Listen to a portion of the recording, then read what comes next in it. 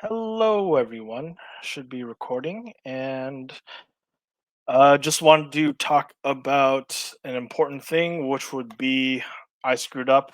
Generally speaking, when it comes to recordings or live, well, naturally lives, do things with one take, and when you do that, mistakes are going to happen. So, thankfully, I'd like to think I did spotted and corrected the mistake as quickly as possible, which was the last -2A1G or solo video that I did without Andrew. I misspoke and called restricted cache a Contra account. That is definitely not the case. Depreciation expense, as an example, that's a Contra account. Uh, Now, not to defend myself because wrong is wrong. I made a mistake. I called a line item or I categorized the line item a thing that it is not. Uh, but just because of who I am, I like to research things and be a bit of a hobbyist. And in which case, the core point of what I said stands in that whatever data aggregator you use needs to be considered, and the principle is the same. Like depreciation expense, you and accumulated depreciation, they go to their relevant financial statements.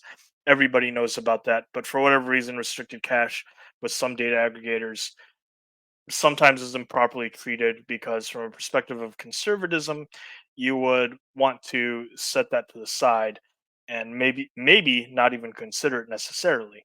Uh, so, why the heck does this matter? Well, this is, fortunately, I'm able to take a previous mistake and hopefully provide a little bit of basic value because I don't know who you, the viewer, are, where you are at as far as learning about things. But yeah, we're going to use good old SEC Edgar.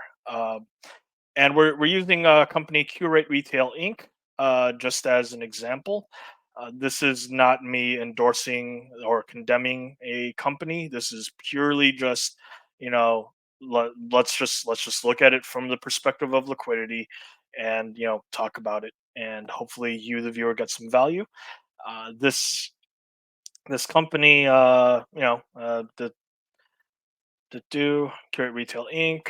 We're able to see that I pulled the balance sheet, and I kind of chopped it up into bits here. So I just took the assets and I took liabilities of 2023. I chopped off 2022, um, and just from a perspective of analyzing liquidity and the ratios we're going to talk about, I probably could have gotten rid of all the longer term liabilities, the total liabilities, and ignored that. But I just chopped off equity because simplicity.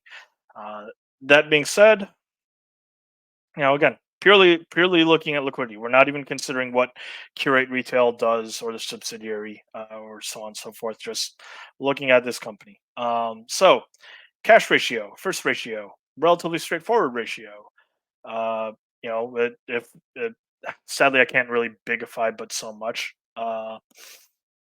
But we can see that I got cash equivalents as the numerator thing on top. Take total current liabilities, put it at the bottom. So denominator, divide the two. What do you get?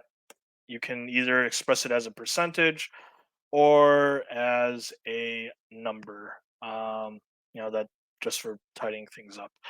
Uh, Good thing is that this ratio is probably one of the most conservative, assuming, like we talked about with restricted cache and the aggregator you're using. Uh, that you're this is pretty darn conservative. Uh, we can see fundamentally, does this company have enough cash to meet all of its obligations, the liabilities that are due within a year? Within this context, it would be within a year. Uh, and there, I don't know you, the viewer. Maybe you're a business owner or an operator. Maybe periodicity is different. So, from the perspective of liquidity, generally speaking, we're talking about a year. Maybe you're operating on a monthly or quarterly basis. Uh, I don't know. That being said, the fundamental concept still remains: cash for the liabilities within that specific period. That we're talking about liquidity here. But for the sake of this video, we're just talking a yearly basis or an annual basis, within a year rather. Um, Now the next ratio is a little bit more annoying, in that I've had my own academic work, and come across the quick ratio and the acid test. That being said, as I have indicated in the past, I'm a bit of a hobbyist, and I do my own digging besides just the textbooks, and I've gotten different things as far as what makes the quick test or the a quick ratio or the acid test work. And with that being said, the basic way for the quick ratio is quick assets. The heck are those? Quick assets would be, either they're outright cash or things that take a little bit longer to become cash. Um, so things such as short-term investments and accounts receivable, probably cash. Things such as inventory and prepaid costs, probably takes longer to turn into cash. Probably doubtful. So we're not going to count those.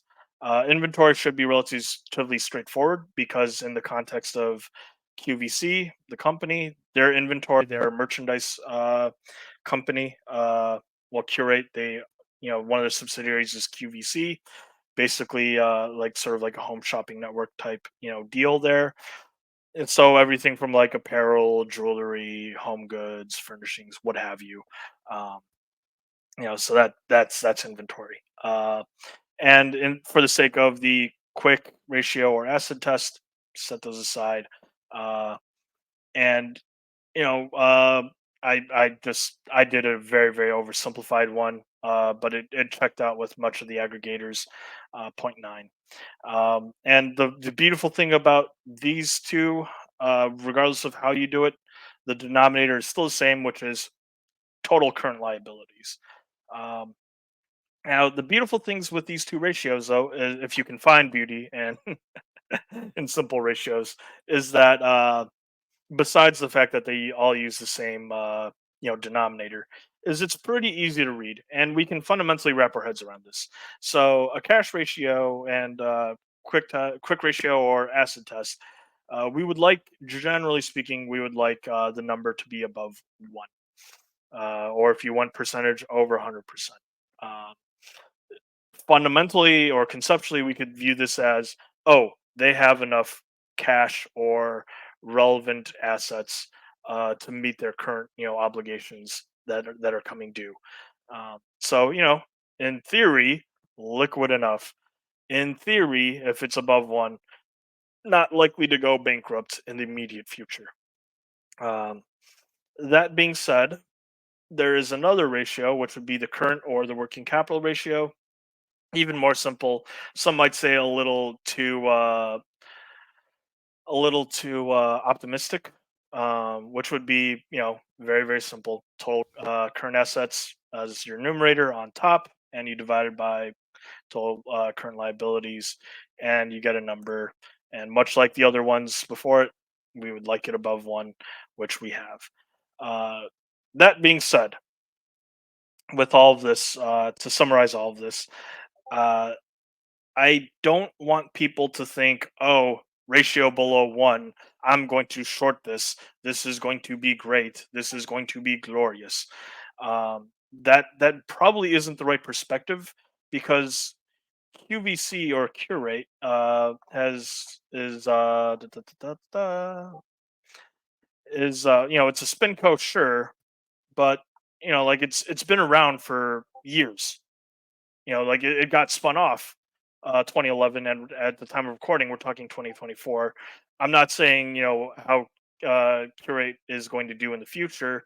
I don't know. I'm not, this video isn't me pontificating about that.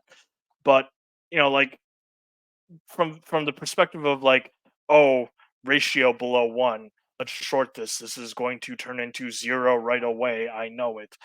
Let's pump the brakes here because in the world of business, company, much like people, has its own credit card, so to speak. Credit revolver, revolving facility, credit facility, what have you.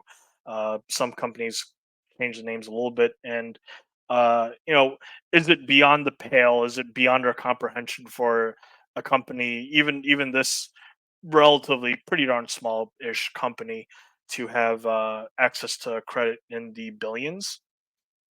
Not necessarily.